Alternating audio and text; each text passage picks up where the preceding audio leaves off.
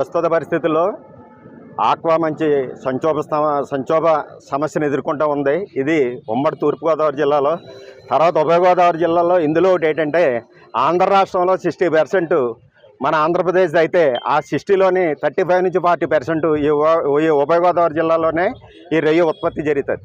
దీన్ని అసరాగా చేసుకుని ఇప్పుడు ఇక్కడ మా జిల్లాలో ఏ కంపెనీ అయినా సరే అక్కడ 3 లక్షల నుంచి 4 లక్షల రూపాయలు మేత అమ్ముతుంది. అలాగే మెటీరియల్ కూడా దానికి తగ్గట్టు తీసుకోవడం కూడా జరుగుతుంది. అయితే ఈ మధ్యకాలంలో ఏపీ సడా అనేటువంటిది గత గవర్నమెంట్ ఏ రాష్ట్రంలో లేనప్పటికీ కూడా ఆంధ్రప్రదేశ్లో ఏపీ సడా అని ఒక వ్యవస్థను తీసుకొచ్చింది. దానికి ఫీడ్ యాక్ట్, సీడ్ యాక్ట్ అని కొన్ని యాక్ట్లు ఇంప్లిమెంట్ చేసినప్పటికీ ఈ యాక్ట్లను తొంగలో తెక్కి ప్రభుత్వం ఏం చేయగలదన్న ధీమాతో మొన్న ఫీడ్ రేట్లు పెంచితే వెంటనే ప్రభుత్వం దాని మీద వెంటనే అచ్చెన్నాయుడు గారు తీసుకుని దాన్ని వెంటనే ఇమ్మీడియట్గా కాల్ బ్యాక్ చేయడం కూడా జరిగింది.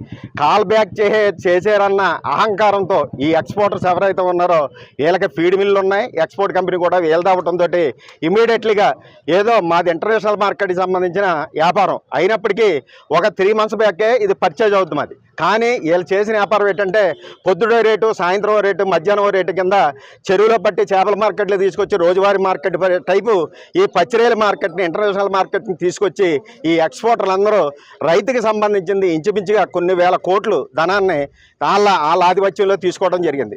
ప్రత్యామ్నాయంగా ఈ ఉమ్మడి ఉభయ గోదావరి జిల్లాలో ఈ అక్వేను నమ్ముకుని ఎన్నో వేల మంది రైతులు దీన్నే నమ్ముకుని చేస్తుంటే, ఇదే అదునుగా ఈ అక్వాకి సంబంధించినటువంటి రొయ్యి తయారీదారులు కానీ, రొయ్యి కొనుగోలుదారులు కానీ సిండికేట్గా ఏర్పడి ఈ రోజున అమాంతంగా ఒక్క వారం రోజుల్లోనే కేజీకి 70 రూపాయల వరకు తగ్గించుకుంటున్నారంటే ఇవాళ దిక్కు తోసన పరిస్థితుల్లో రైతు నువ్వు అమ్ముతావా లేదా సస్తావా అన్నట్టు రేట్లు తగ్గించి ఈ కొంచెం ఇంచు లేదంటే ఈ రోజున మా అమలాపురం చుట్టుపక్కల మార్కెట్కి 1000 టన్ను వస్తుంది. 1000 టన్నులకి కేజీకి 50 రూపాయలు తగ్గించి కొంటున్నారంటే టన్నుకి 50,000 నష్టపోతున్నారంటే ఈ నష్టం అంతా ఎవరు భరాయించాలి? ఈవేళ ఈ మేత తయారీదారుడు ఉన్నాడంటే అతను ఒక నిర్దిష్టమైన రేటు పెట్టుకుని లాభానికి అమ్ముకుంటున్నాడు. అలాగే హ్యాచరీ వాళ్ళు లాభానికి అమ్ముకుంటున్నారు. అలాగే ఈ రైతు పండించే పంట మీద అందరూ కూడా లాభాలను బేస్ చేసుకుని చేస్తుంటే రైతు ఈ రకంగా నష్టపోతుంటే ఈ రోజున ఇంకా ఫైనల్గా ఏంటంటే గత 4-5 సంవత్సరాల నుంచి డిస్కషన్లు, సిట్టింగ్లు అంటూ జరుగుతున్నాయి. కానీ రైతు ఈవేళ